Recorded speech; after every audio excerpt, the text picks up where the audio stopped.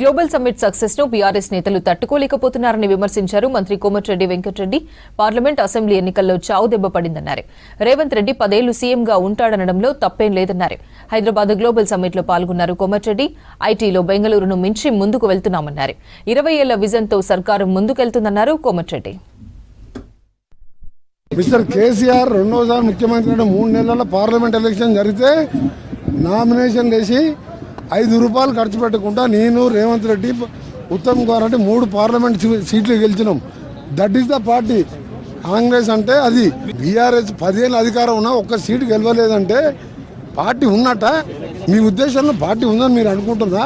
సరే, రెండు సిట్టింగ్ స్థానాలు ఇద్దరు వాళ్ళ అభ్యర్థులే చనిపోతే ఇద్దరు అభ్యర్థులను గెలిపించుకోలే.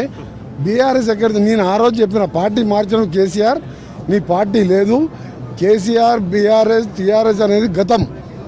ఫ్యూచర్లో మీ చరిత్రలో మీ పేరు ఉండదు. తెలంగాణ ఇచ్చిన సోనియా గాంధీతో పాటు కాంగ్రెస్ పార్టీనే 20 ఏళ్ళు అధికారంలో ఉంటుంది. అన్ని రాష్ట్రాల ముఖ్యమంత్రి ఆహ్వానం పంపినాం. నేను ఐటీ మినిస్టర్గా చెప్తున్నా, బెంగళూరు కూడా త్వరలో బెంగళూరు కూడా బీట్ చేస్తాం.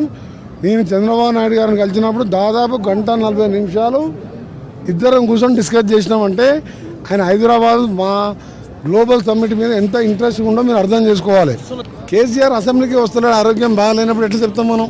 7th వరకు ఒక తెలంగాణ, రూరల్ తెలంగాణ రేపటికి వెళ్ళి 10th వెళ్ళి